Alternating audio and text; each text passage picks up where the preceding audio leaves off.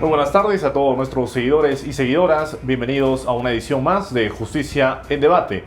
Hoy contamos con la presencia del doctor Luis Rioja Espinosa, abogado por la Universidad Inca Garcilaso de la Vega, con estudios en maestría en Derecho Civil en la Pontificia Universidad Católica del Perú. Es docente universitario y ha sido amicus curiae en el Pleno Jurisdiccional Distrital Penal de la Corte Superior de Justicia del Callao sobre violencia familiar, con quien dialogaremos esta tarde sobre el derecho de familia. Doctor, bienvenido. Bueno, muchas gracias por la invitación. Te vengo siguiendo ya de algunas entrevistas que estás haciendo. Te felicito realmente y bueno, acá estamos para dialogar y compartir algunas ideas. Doctor, muchas gracias. Definitivamente nos honra su presencia esta tarde. Y bueno, doctor, definitivamente no es casualidad haberlo invitado en esta ocasión. Definitivamente vamos a llegar o arribar a seguramente conocimientos que nos va a proveer usted.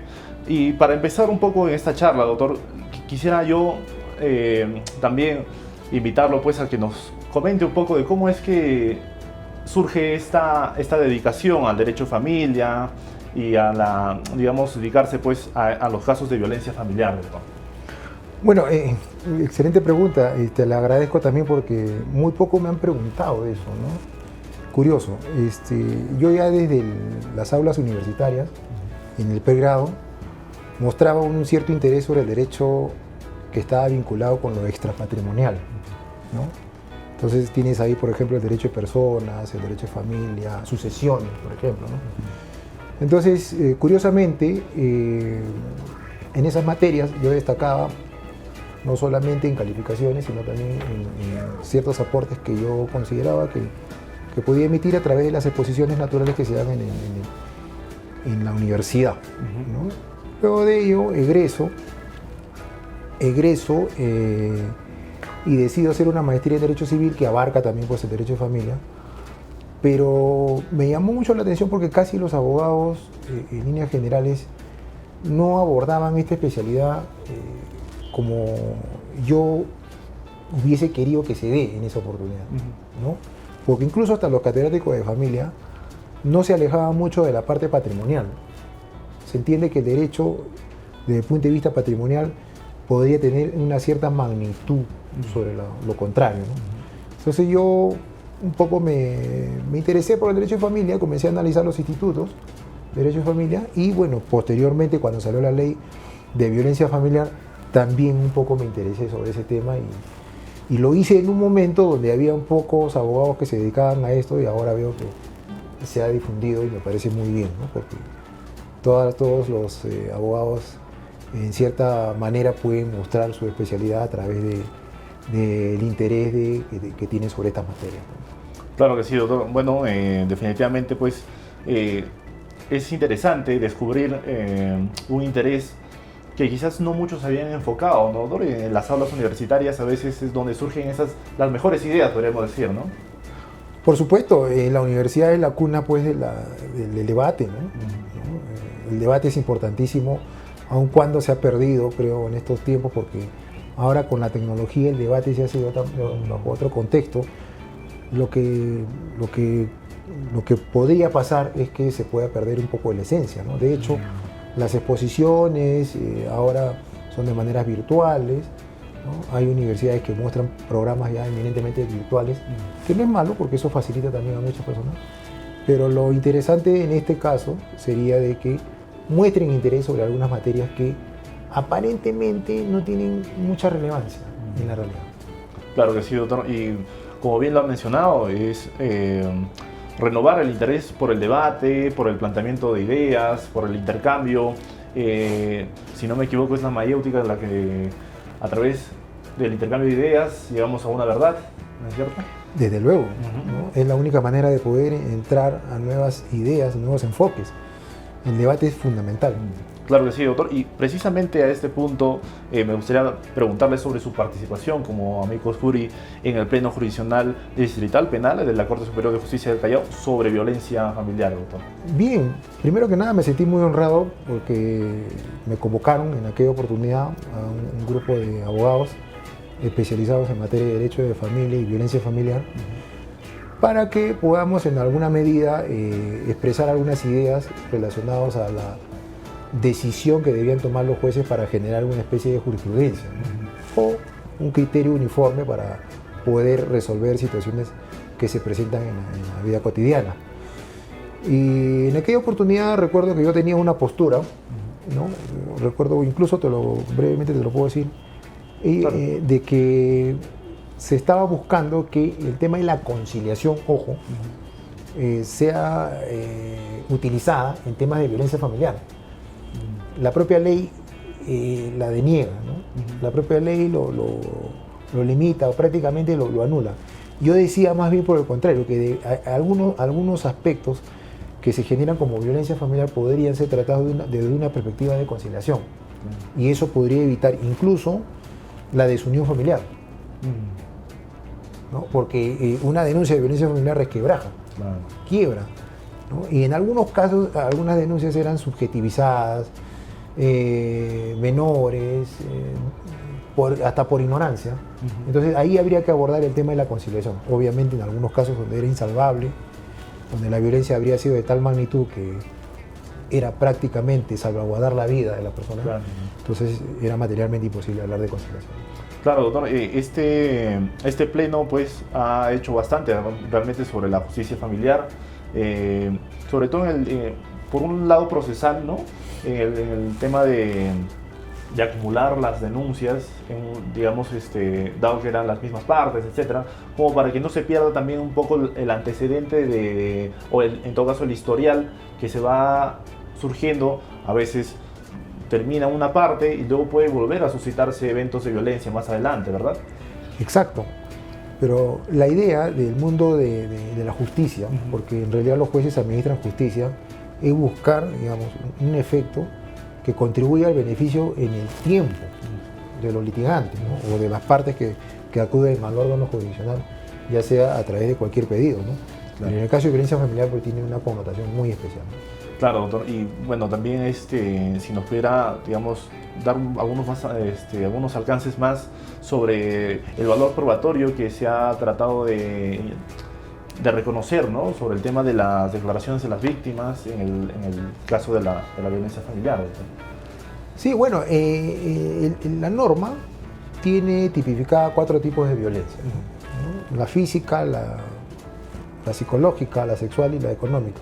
Cada una de ellas tiene un itinerario muy particular y un medio probatorio distinto, aun cuando puedan conjugarse en algún momento, porque la violencia física va aparejada de la violencia muchas veces psicológica también, ¿no? Quien profiere un golpe o quien hace un daño físico a la persona va acompañado de insultos, de maltrato verbal. Entonces ahí hay 2 cosas que se conjugan, pero cada una de ellas tiene que tener un medio probatorio para poder en alguna medida acreditar de que el daño ha sido proferido por ese factor. Evidentemente, en el caso del daño físico, si alguien agrede a otra persona con un objeto contundente como un bate, por ejemplo, de béisbol, será evidente porque quizás lo más probable es que haya una rotura de un hueso, ¿no? El bate de béisbol tiene esa propiedad, ¿no? Es amoldable como para poder generar mucho daño físico, como fuera un martillo, fuera un cuchillo, algunas de esas materiales que son utilizados para generar violencia. Entonces, en el caso de la violencia psicológica, el factor fundamental vendría a ser la pericia psicológica, que también está cuestionada en cierta medida porque tiene una demora, porque hoy evidentemente la burocracia administrativa tampoco no colabora en ese sentido, ¿no? Claro, entonces de repente surgen pues algunas barreras, como lo menciona, ¿no? Que burocráticamente deberían superarse o salvarse para que estas finalmente estén más bien al servicio pues de las personas que lo requieren, ¿no?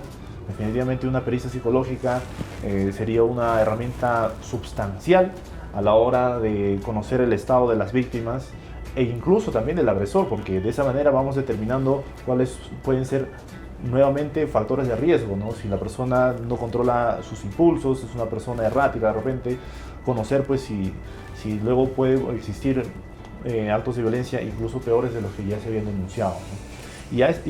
También a esta parte, doctor, quizás un concepto que todavía puede resultar poco entendido en esta materia es el enfoque de género, doctor, en el tema de la violencia contra la mujer por la condición de mujer. Si nos pudiera dar algunas aclaraciones al respecto, doctor.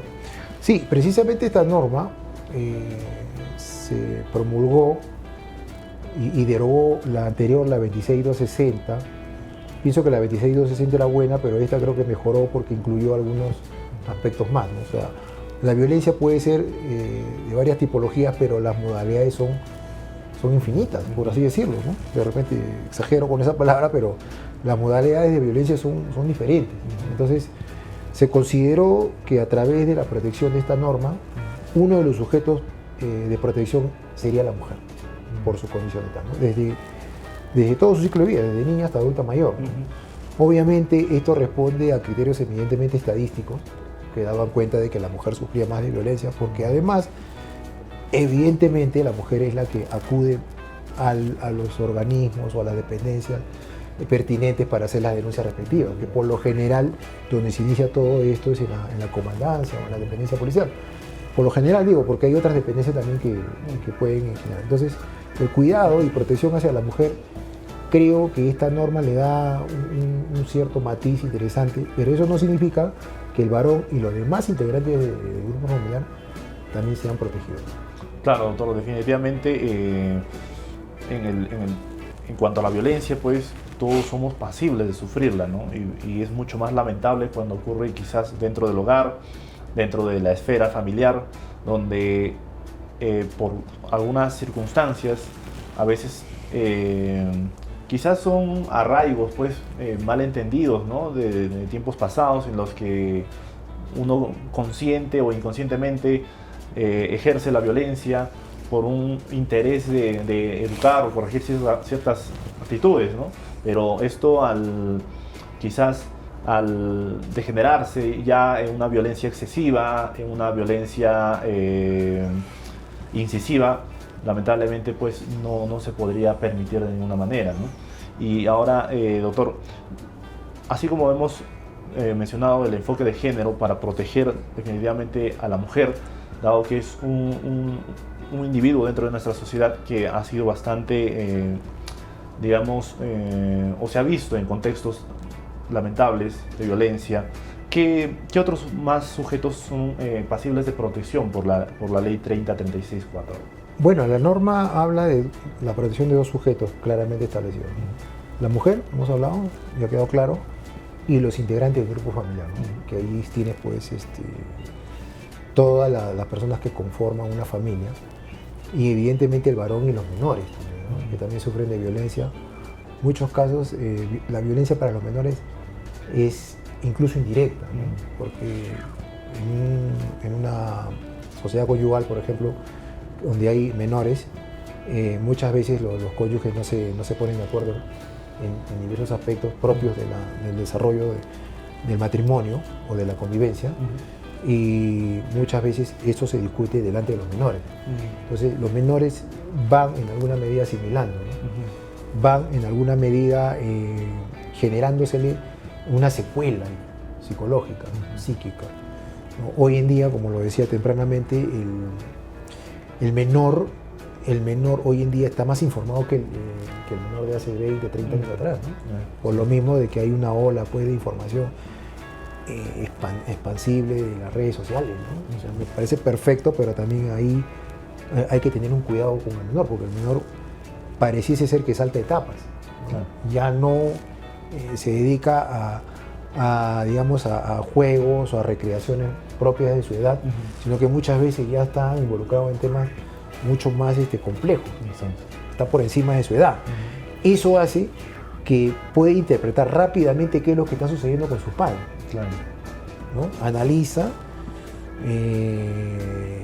un poco sintetiza lo que está sucediendo e incluso puede hasta opinarlo, y en algunos casos hasta se ve involucrado, ¿no? Sobre todo si el aspecto es económico. El menor se da cuenta rápidamente cuando hay falencias económicas en casa. Antes se disimulaba esto, ¿no? Antes no llegaba, digamos, a conocimiento, o el menor no sufría las consecuencias económicas que el padre sufría para poder traer, digamos, el sustento normal, ¿no? Claro. Entonces, hoy en día el menor, basta con ver al papá o a la mamá, saca una conclusión muy rápida debido a la cantidad de información que hay. Por eso es que es muy importante que las normas también vayan acorde con eso y vayan regulando ese tipo de situaciones que están vinculadas a menores, ¿no? Claro, doctor, definitivamente es importante que sea que se dé una dedicación preventiva pues a este respecto, ¿no? El hecho de que los niños crezcan en un ambiente quizás no llegando al extremo de la violencia, pero simplemente de malos términos, de malos entendidos, como ya nos ha explicado, ¿no? Va asimilando ideas, va llegando a conclusiones que no necesariamente son acertadas, ¿no? A lo mejor, dadas las circunstancias, empieza a generar pues algún resentimiento que luego a la postre, en una etapa de la adolescencia, digamos, eso podría generarse pues en conductas bastante aislantes al menor, o todo lo contrario, ¿no? Podría tomar acciones de rebeldía que finalmente a la larga pues van en contra, ¿no? Del desarrollo íntegro, pleno, más seguro de una persona, ¿no? En este caso pues habría que tener mucho cuidado al respecto. Sí, no, el adolescente por naturaleza es una persona que su mismo nombre lo dice, adolece, ¿no? Entonces, donde más necesita del involucramiento de los padres, ¿no? Pero a veces, pues, con este sistema que tenemos tan complejo, ¿no? Y tan volátil, en la cual los padres tienen que generar los ingresos para poder cubrir las obligaciones propias del hogar, muchas veces se descuida esa ala fundamental del tiempo de productividad del menor. Eso genera violencia. Claro. Porque el menor, cuando ya tiene una edad determinada, llega a la mayoría de edad y de acuerdo a ley ya tiene facultades, ¿no? Comienza ya a juzgar y prejuzgar. Eso sucede bastante en la práctica, ¿no? Y a veces juzga y prejuzga y muchas de las veces puede tener algún sentido ese juzgamiento, pero en la mayoría de las veces son subjetivos. ¿Por qué? Porque no saben realmente qué es lo que ha sucedido en ese contexto, ¿no? Claro. Y de repente cuando están más maduros, y esto ocurre porque yo le hago un seguimiento a estas cosas, como que les entra mayor expertise y comienzan a pensar, no era así como yo pensaba. Claro. Pero a veces es un poco tarde, ¿no? ¿No? Y entonces, pero todo eso va generando un tema de violencia. Claro, claro. Todo eso va generando un tema de violencia, ¿no? Entonces, por eso que es importante que esta ley 30TC4 sea difundida en todos los ámbitos, no solamente en el jurídico, en todos los ámbitos. Yo, al igual que ustedes, tienen un entorno social, amical, fuera de mi actividad profesional, también pues tengo grupos, ¿no? de amistades, pero yo no dejo de en alguna medida tocar estos temas, pero obviamente de acuerdo a la naturaleza de la reunión, porque tampoco puedo entrar a exponer. De repente hay personas que no les interesa, pero es importante que vaya quedando la idea de que la violencia familiar tiene una ley que regula con claridad estos temas y que se pueden evitar precisamente lo que estamos conversando, de que los menores sufran consecuencias y finalmente no sean ciudadanos de bien, que es lo que se requiere en estos momentos. Definitivamente, doctor, creo que impartir pues en el colegio, desde las aulas, ¿no? Los profesores de cívica deberían tener pues un poco de, digamos, de la iniciativa en este tipo de circunstancias, ¿no? Yo recuerdo cuando todavía estaba en el colegio, pues efectivamente nos hablaban quizás de la participación ya de adultos en procesos electorales, etcétera, ¿no? Que ese ensayo de civismo, digamos, en aquellos años, uno lo tomaba pues con bastante interés por el mismo hecho de que cuando uno es más joven siempre tiene la intención de ser adulto de inmediato, ¿no? A veces lamentablemente cuando ya eres adulto quieres volver a ser niño. En fin, el hecho es de que creo que, como lo ha dicho doctor, en todos los espacios de la vida de las personas deberíamos ir introduciendo la idea de que hay una ley que protege contra la violencia familiar y que desde las aulas, en otros contextos quizás más informales, se deba compartir esta información para que de una u otra forma cale, ¿no? Cale en las personas y que con ello luego en la casa pues se tengan... No vayamos al miedo de no caer en la violencia, sino de estar conscientes de que la violencia no es un camino. ¿No es así, doctor? Desde luego, la violencia es regulada en todos los ámbitos del derecho, ¿no? Pero esta norma pues regula con mayor énfasis, como que es una ley dentro de las especialidades más especialísimas. Claro. ¿No? Entonces, hay que darle la connotación como se merece, ¿no? Entonces, tienes ahí que, para efectos de evitar que haya una familia disfuncional, que se tergiverse o distorsiones, porque finalmente los menores van a llegar al momento a ser ciudadanos, ¿no? Entonces, cuando tú ves un ciudadano pues un poco trastocado en sus conceptos que tiene de vida, ¿no? Entonces te das cuenta que posiblemente haya un origen ahí en cuanto a su formación primigenia, ¿no? De repente desatendido, de repente sin mucho tiempo para él, la economía escasa. Entonces, ahora, eso tampoco puede ser una justificación para que este señor siga esa línea, porque yo creo que cada uno debería tener un criterio muy particular y mejorar, ¿no? Tender a mejorar, ¿no? Claro. Esa es la idea, ¿no? Pero para eso también las normas deben ayudar un poco. Claro, doctor, sí, definitivamente una de las lecciones que nos ha dejado ya las tantas emisiones de este programa es que, si bien es cierto, vivimos en un país imperfecto, ¿no? Pero precisamente sobre la base de eso que tenemos es donde se debe pues tomar en serio las cosas, ¿no? O sea, conocer cuáles son las circunstancias a las que nos enfrentamos y sobre ello trabajar, ¿no? No, quizás no omitir eso que no es tan bonito de nuestro país, pero donde precisamente tenemos que incidir con más fuerza, ¿no? Ahí debemos enfocar todas nuestras energías para que, como ha dicho, ¿no? Las personas se vuelvan sujetos de bien que permitan pues proliferar, ¿no? Aspectos positivos en la sociedad. Claro, lo que pasa es que el tema de a colación de lo que tú mencionas, uno tiene que tender a ser más civilizado. Entonces, ¿qué significa civilizado? Respetar un poco al prójimo, ¿no? Al ciudadano. Veo que normalmente no hay mucho respeto, ¿no? Y me podría incluir yo, porque no soy exento de esto, ¿no? Pero yo creo que una persona puede, digamos, naciste, si creciste dentro de un contexto donde no había mucha civilización, búscala tú. Estudia, trabaja, esfuérzate, ¿no? Y sales, y mejora la descendencia, mejora que tu hijo ya no viva lo que tú viviste, sino que va a estar en otro contexto, y tu hijo a su vez, y así va mejorando, y ahí va cambiando un poco la sociedad, ¿no? Porque todos los inconvenientes que tenemos hoy en día están basados en eso. Claro. Están basados en eso. No hay otra cosa. No hay otra cosa. O sea, qué casualidad que pones a una persona en un cargo, hace lo que tiene que hacer, lo trastoca, lo tergiversa, viene otro supuestamente con mejores ideas, cae en lo mismo. Entonces parece que es un sistema, ¿no? Entonces, el gran cambio está en precisamente lo que estamos hablando, en formar nuevas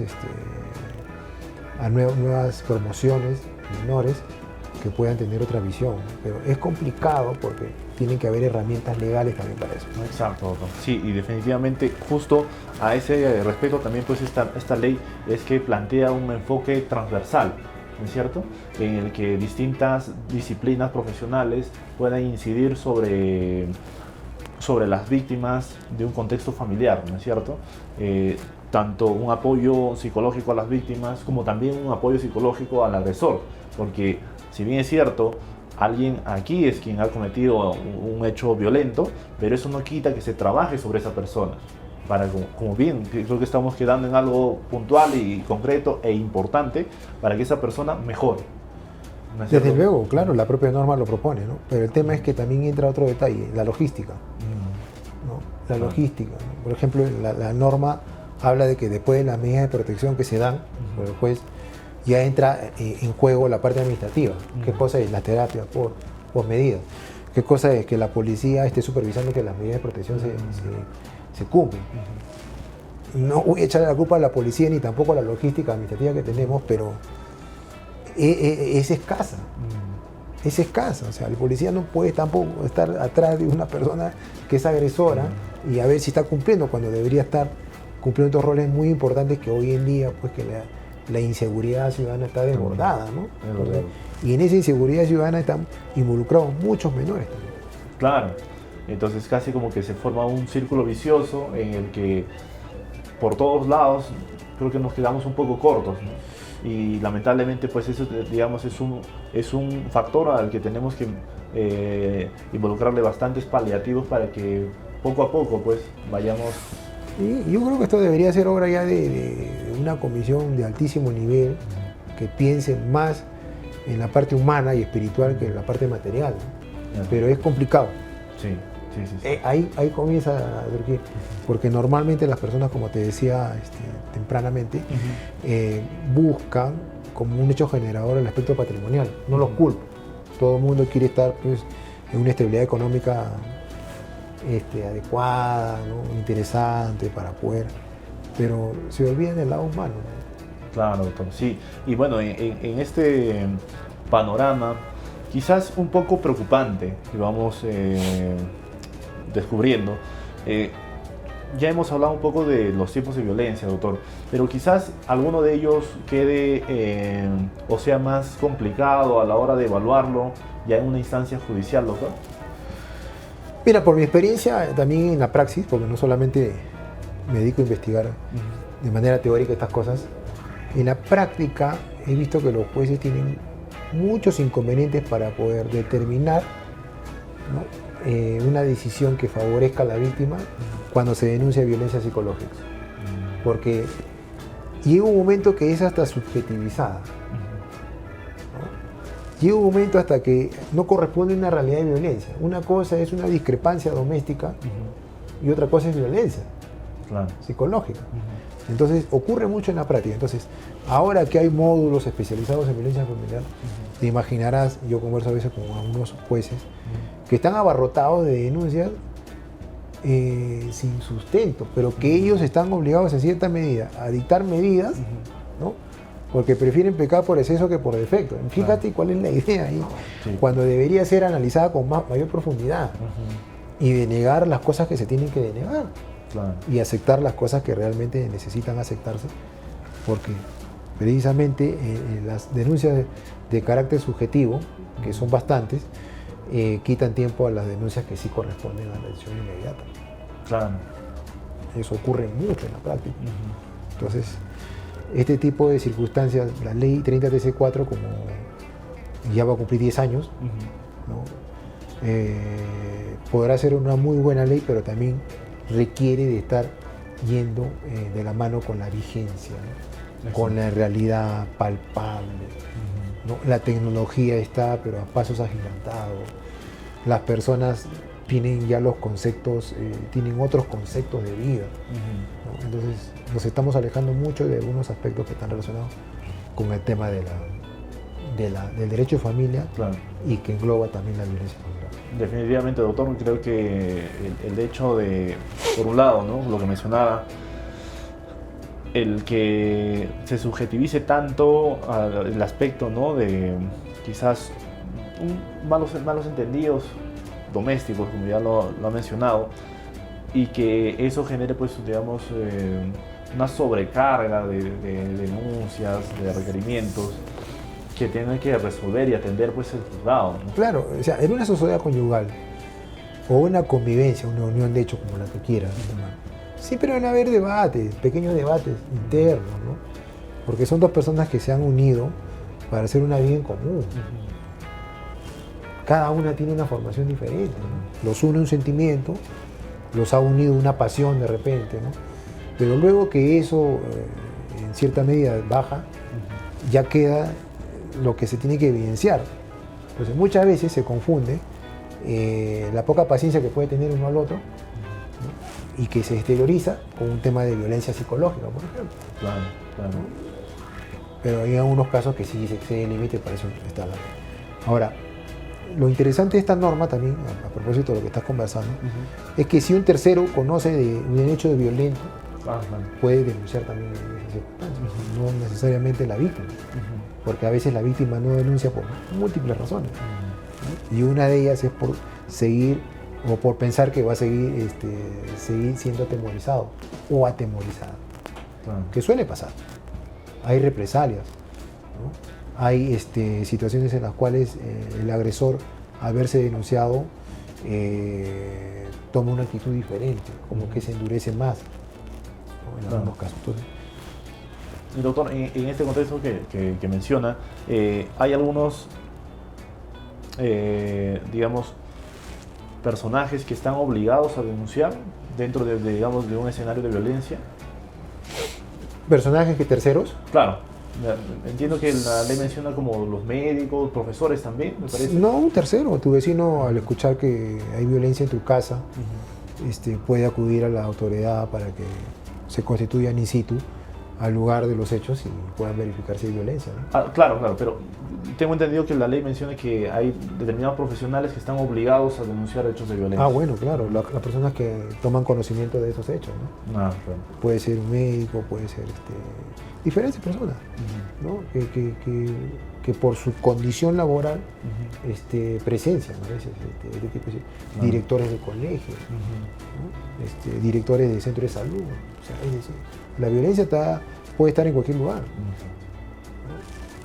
Claro que sí, doctor. Y bueno, creo que como un poco redondeando lo que ya hemos venido conversando, quizás un poco la formación de las personas que antes han sido jóvenes y han sufrido pues algún episodio en su vida que no les ha permitido afianzar su personalidad, afianzar la madurez propia de una edad ya consolidada, 30 años, qué sé yo, en los que ya se unen en pareja, forman una familia.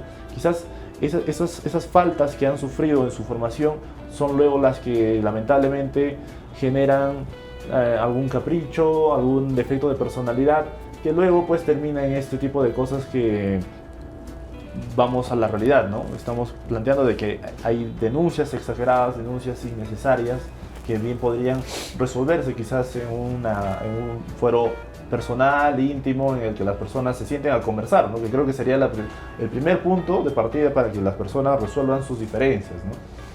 Hoy en día hay muchos canales, ¿no? Incluso en estos mismos videos que muestran las redes sociales, hay infinidad de personas que hablan sobre conceptos básicos de la vida, ¿no?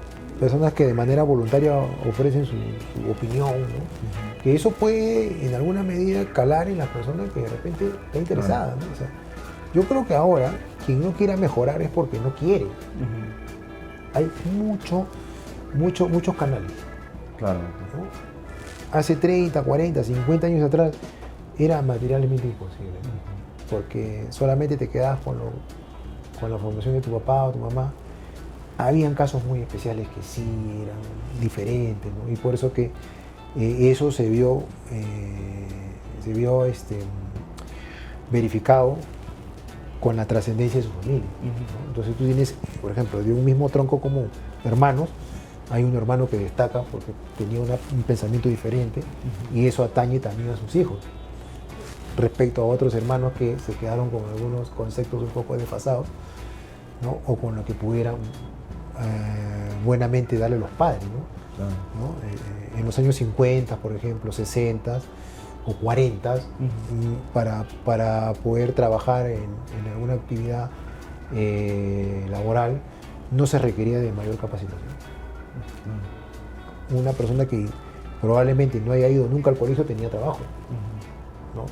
Ahora imagínate cómo esta persona, asumiendo un rol de padre, imagínate cómo ha podido, con la poca información que ha tenido. Tampoco estoy justificando, pero he visto casos que sí, ¿no? Que sí han sacado a flote a sus hijos. Hay personas que sí han tenido educación superior, ¿no? Han podido lograr, pero son de esos casos casi muy especiales. Ya estas últimas generaciones sí piensan más en la educación. Claro. Por eso que sería importante, ¿no? Ahora es bien difícil que un joven, terminado la etapa escolar, ya no piense seguir estudiando. O sea, piensa, porque hay un montón de posibilidades, ¿no? Hay muchos proyectos, hay muchas alternativas, muchas fórmulas, ¿no? Las universidades van a los centros educativos y ofrecen tratos directos para la universidad. Antiguamente tenías que hacer un esfuerzo especial para estar en la universidad. Claro, doctor, ¿no? sí, Una es verdad preparación que más, bueno, ahora ya pues las personas tienen contextos donde pueden afianzar una carrera profesional, consolidarse en un centro laboral, etcétera. Pero volviendo un poco, digamos, al tema que nos atañe, doctor, que es la ley, sobre las medidas de protección, ¿qué tipo de medidas de protección pueden solicitar las personas que, como ya más o menos hemos ido planteando, ¿no? Hay casos un poco más severos, más dramáticos quizás, a los que hay que darle la atención correspondiente, la atención debida? Entonces, en estos casos, ¿qué medidas de protección puede solicitar la víctima bajo esta Bueno, ley? la más común es que si el caso es severo y el agresor convive con la víctima, es que pedirle que se retire de manera definitiva del hogar que comparte con la víctima, ¿no?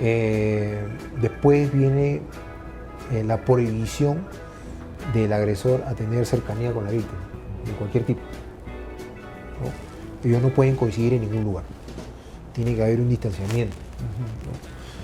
Y después hay otras modalidades, como por ejemplo, en el caso de la mujer, a veces le abren un aplicativo en su celular que le llama un botón de pánico, Claro. para que se active y la actividad y la autoridad pertinente acuda pues al lugar donde se están ocurriendo los hechos, ¿no? Entre otras, ¿no? Que son las medidas de protección que se están dando en estos. Lo más comunes son el alejamiento y que no se permita la proximidad del agresor a la víctima por ningún motivo. Claro. Por ningún motivo, ¿no? Ahora, doctor, en un momento de la conversación hemos mencionado el tema de la atención psicológica tanto para la víctima como para el agresor, que eso viene acompañado de las medidas de protección, si tengo entendido bien. Sí, eso es un valor agregado ya administrativo.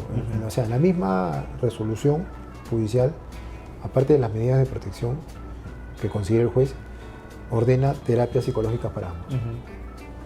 En unos casos para recuperación de la víctima y en algunos casos para la reeducación del agresor, Claro. ¿no? Entonces, es ahí donde cada uno tiene que acudir a las instituciones públicas que brindan este tipo de terapias y dar cuenta al juez que están haciendo las medidas. Y luego habrá una reevaluación del tema, a ver si el agresor se ha rehabilitado en cierta medida, Claro. y si la víctima se ha podido recuperar, porque a veces las secuelas son también muy duras, ¿no? Claro, doctor. Y ahora, sobre este punto, déjeme preguntarle si la terapia psicológica que ha sido dispuesta por el juzgado y su cumplimiento, por supuesto, es obligatorio. El hecho de que sobre todo el agresor, ¿no?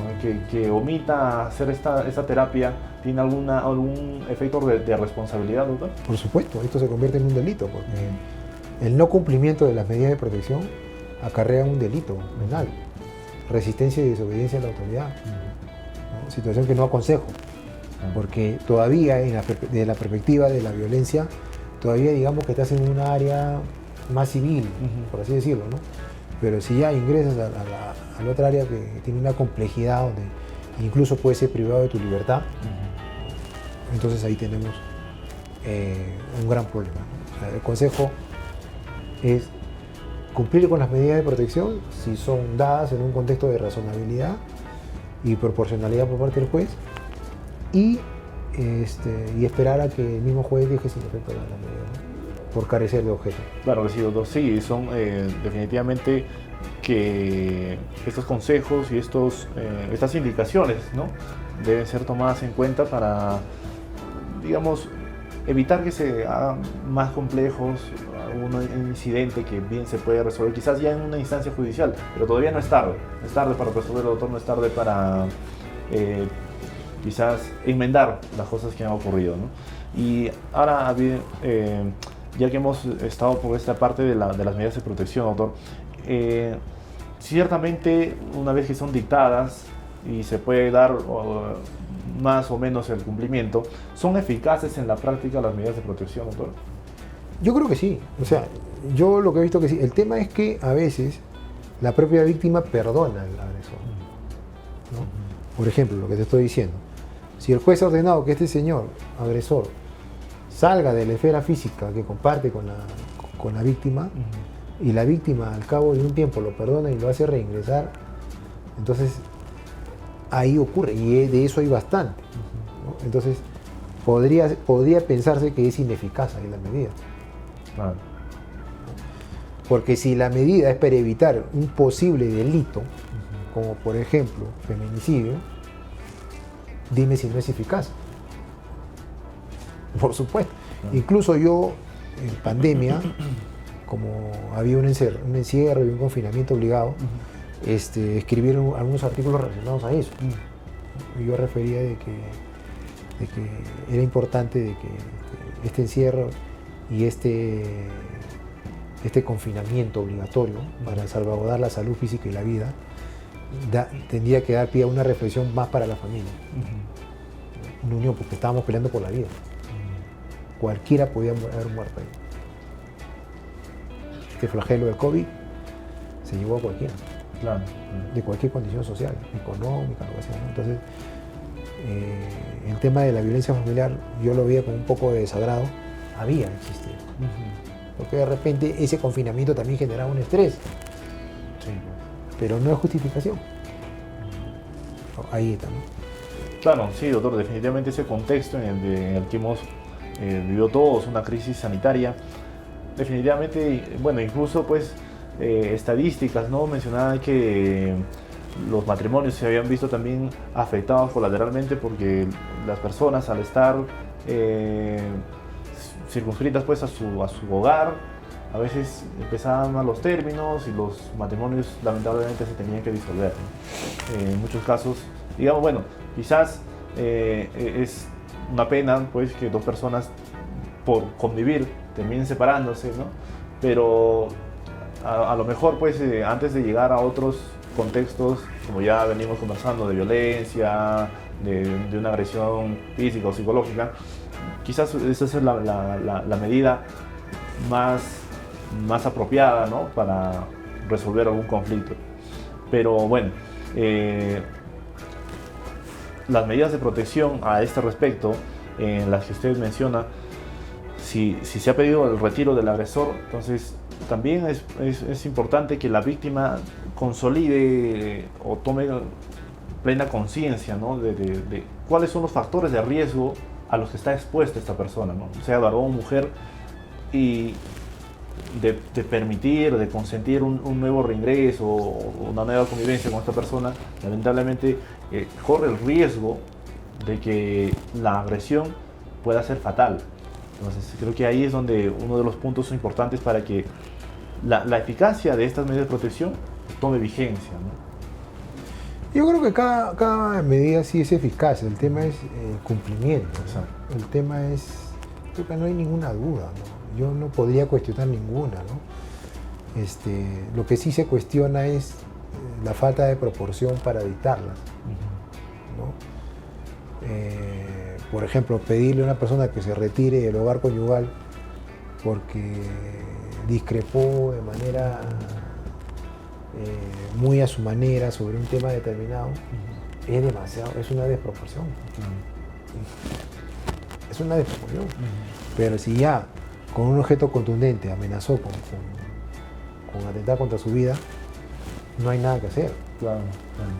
O le ha proferido un daño físico palpable, ostensible, no hay nada que hacer.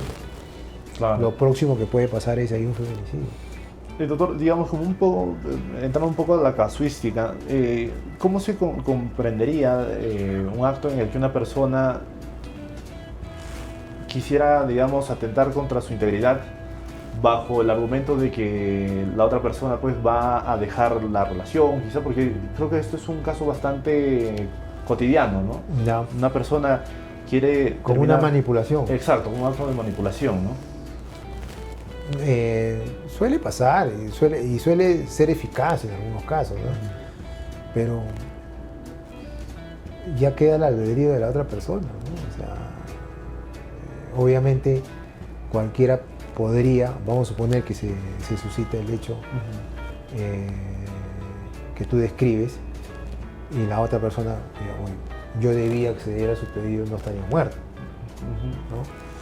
Pero tampoco podemos estar supeditados a eso, ¿no? Porque son situaciones que, aunque parezcan novelescas, podrían darse en la realidad. Aunque no he visto ya tanto, no he visto lo que estoy observando ahora y me preocupa es que a veces las parejas por represalias denuncian un hecho de esta naturaleza. O sea, no te amenazan con atentar contra su propia integridad física, sino te dicen, si me dejas, te denuncio. Por esto. Entonces, es tan fácil ir a denunciar. Claro. Es muy sencillo, porque hay un principio que habla de sencillez y oralidad. Es muy sencillo. Entonces, hay que tener mucho cuidado. Claro. Eso sí lo estoy viendo con bastante frecuencia, porque a veces las relaciones se ponen muy estrechas, ¿no? Y a veces uno de ellos ya decide apartarse porque considera que con sinceridad que ya no puede ofrecer más sentimiento que el que no tiene, ¿no? Claro. Como que hay que ser sincero, ¿no? A generarle un daño a través de una tercera persona. Claro, doctor, y bueno, creo que desvirtuar los medios que tenemos para precisamente proteger a las víctimas, creo que es un poco lo que veníamos hablando hace un momento, de hacer o cargar de trabajo innecesario con una denuncia que puede rondar pues la falsedad, ¿no? Por un tema completamente, quizás no risible, pero que, como ya hemos dicho, creo que en una primera instancia entre las dos personas bien se puede resolver y arribar a un buen término. Hay cosas que no pueden ser atendibles desde el punto de vista jurídico, ¿no? Exacto. Pues, Claro. definitivamente. ¿De qué estamos hablando?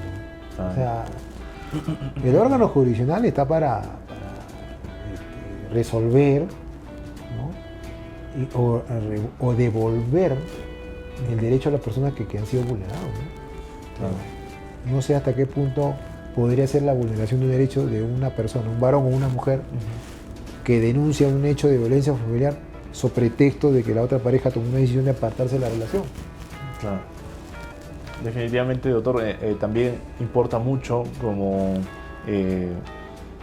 mucho el trabajo que va a desempeñar las instancias, las instituciones jurisdiccionales, y por otro lado también importa mucho el aspecto ciudadano de las personas, ¿no? El aspecto cívico que todos debemos tener para apoyar también un poco pues al Estado. Por eso que es importante lo que mencionábamos hace un rato, ¿no? ¿Cómo debemos nosotros comportarnos en la vida, en realidad? ¿Cómo deberemos comportarnos? O sea, si yo voy a hacer un acto que afecta tu aspecto patrimonial o extrapatrimonial, no lo hago, pues, Claro. ¿no? Es ahí donde yo quiero apuntar, al tema de tender a la civilización, ¿no? Es por eso que en algunos distritos, por ejemplo en Lima, tú ves que hay mucho más orden que nosotros, ¿no? Y eso pues responde a que hay mayor conocimiento, mayor información, ¿no? Mayor cuidado, Claro. mayor celo, ¿no? Entonces, tú te vas de un distrito a otro y lo que no hacías acá, lo haces acá. Es curioso. Desde tirar una cáscara de plátano a la pista. En otro distrito no lo harías. Claro. Te aseguro que te tomas un tiempo más allá y eso genera violencia. Los distritos estos donde hay más permisividad son más violentos. Claro, doctor, y precisamente, ¿no? Los contextos a veces condicionan el comportamiento de las personas, ¿no? Es como quien llega a su casa que no ha arreglado y lamentablemente pues encuentra una desazón, un descontento, ¿no? Lo mismo, si vives en un contexto quizás con ciertas carencias, etcétera, entonces se empieza a proliferar pues estos... Y justamente la labor, no sé, tú y a mí o los que estamos acá presentes, por así decirlo, debe ser de repente, si te toca estar en un contexto de personas que tienen ideas muy básicas, elevar un poco el nivel. Claro que sí, doctor. Definitivamente Elevar el nivel. es una Oye, ven para acá. responsabilidad. Oye, ¿qué están haciendo? ¿Qué están consumiendo? Eso. Oye, vamos a consumir esto. ¿Qué te parece? Un poco cambia, ¿no? Claro. Un poco el aporte, ¿no?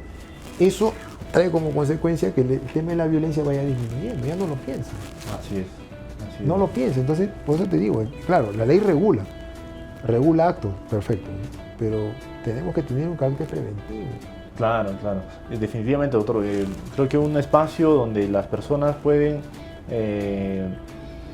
recrearse precisamente contextos deportivos, contextos amicales, sanos dentro de todo, pues, ¿no?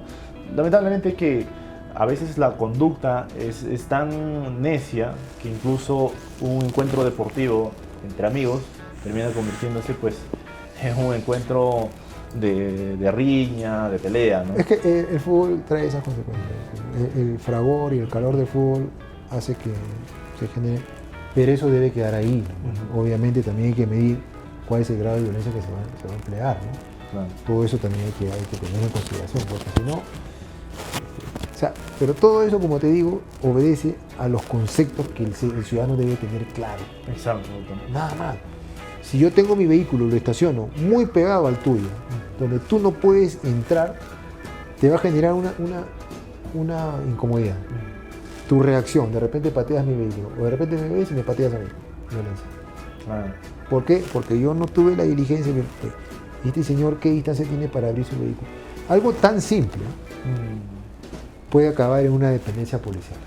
Claro que sí, doctor. Y bueno, más o menos que vamos tocando este tema de los espacios o contextos en los que las personas pueden tender un poco más a la violencia, doctor, y centrándonos un poco en los menores de edad. ¿Qué entendemos exactamente por un menor infractor, doctor? Bueno, hoy en día existe un código de responsabilidad penal del menor, ¿no? Hay menores que yo lo veo con bastante desagrado y pena. Están dedicados a actividades delictivas de gran envergadura, ¿no? Estamos hablando de extorsión, sicariato, secuestro, homicidio, es decir, ¿no?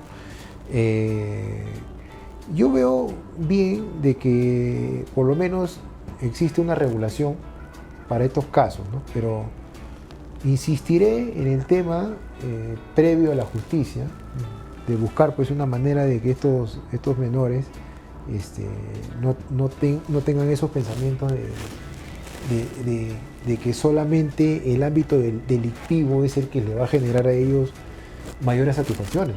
Claro, obviamente ven ejemplos en delincuentes ranqueados que están muy bien posesionados económicamente y ellos dicen, ¿no? Lo ven como un patrón, ¿no? Lo ven como un referente. Entonces decir, bueno, ¿por dónde es? Por aquí. Entonces, así como hay buenos elementos, ¿no? Que producto de su educación y su estudio destacan, también en el ámbito delictivo hay buenos elementos, pero que lo utilizan para el mal. Claro. Son muy inteligentes, ¿no? Yo he conversado con algunas personas que se dedican a actividades delictivas, son muy inteligentes. O sea, no creas que son personas advenedizas, son personas improvisadas, no. Y que ponen en funcionamiento su inteligencia para el mal. Claro. Creo que eso es lo más... Eso habría que recuperar, ¿no? Exacto, creo que esa parte es la más preocupante, ¿no? Eso habría que recuperar. Sí, pero como te digo, ¿no? O sea, la política jurídica, fundamental. Pero tiene que haber una política extrajurídica también que ayude, que vaya de la mano, sobre todo con los menores de edad. Claro. Porque el menor no puede a temprana edad verse vinculado en estos temas. Es prácticamente como una fruta que se pudre tempranamente. Claro, que lamentablemente pues va, como dicen... Y es algo que yo también veo con pena, que a veces los jóvenes están pensando como un hombre bien, pero para el mal. Claro, claro.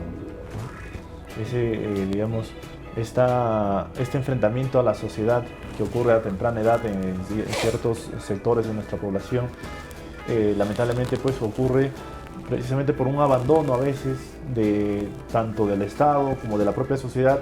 Entonces la única forma que tienen las personas es de verse enfrentados y sucede lo que lamentablemente... Y el hecho de imponer penas severas o sanciones severas no ha funcionado. Claro, verlo como un disuasivo no ha funcionado. Claro. O sea, y eso lo dice todo el mundo. Hoy en día creo que han empezado los operativos de las motos, que aparentemente están vinculados con temas de sicariato, donde hay menores, ¿sabes? Donde hay menores de por medio.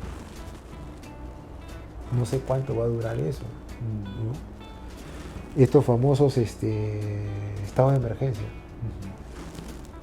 en Lima que te vas y cae lo mismo. Claro. Entonces, pero nadie se preocupa por hacer una revolución humana, ¿no? Así es, doctor. Y doctor, ahora que más que hemos puesto en el foco al sistema judicial, ¿qué desafíos enfrenta el sistema de justicia juvenil en la práctica, doctor? Dado este contexto que ya venimos conversando. Fundamental, pero yo creo que los jueces deberían ser más que especialistas en la materia, también tienen que tener una alta calidad humana para poder determinar eso, porque a un menor que comete un delito, aparentemente se le puede poner la cruz, ¿no? Le pones una sanción ahí punitiva y puede ser que lo empeores más. Claro, doctor. Ocurre. Definitivamente. Y sobre Ocurre. justo eso que menciona, ¿qué opina acerca de la ley 32330 acerca de la imputabilidad penal de los adolescentes, doctor? Me parece bien, pero habría que verlo, hay que manejarlo con pinzas porque hay personas o hay menores que ya tienen una tendencia a la actividad, como una proclividad a la actividad delictiva. Entonces, lamentablemente para esos casos hay que tenerlos pues, a buen recaudo, ¿no? Confinados, porque la rehabilitación para ellos es casi nula, ¿no? Hay casos mediáticos, ¿no? Gringacho, el otro no recuerdo cómo se llama, el otro que comenzó como menor también y sigue, ¿no? Internado en un penal. Claro. O sea, no ha buscado que mejorar, no ha buscado que ir a la par con la nueva modernidad, ¿no? La tecnología. Un joven tiene todo el mundo por delante. Tiene todo.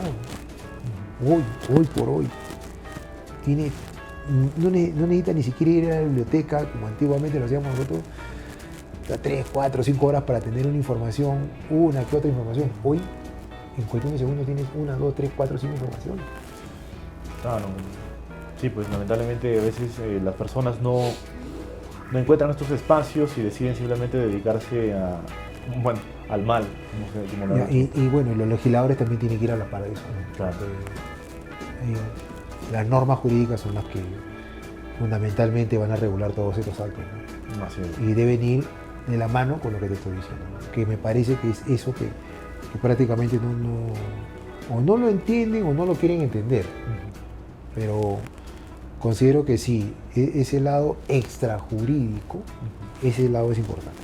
Doctor, ha sido muy nutritiva la conversación que hemos sostenido esta tarde y antes de terminar, me gustaría invitarlo a dirigirse a todos los seguidores de nuestro canal y de este distrito judicial para de repente afianzar un poco el mensaje de esta tarde, doctor.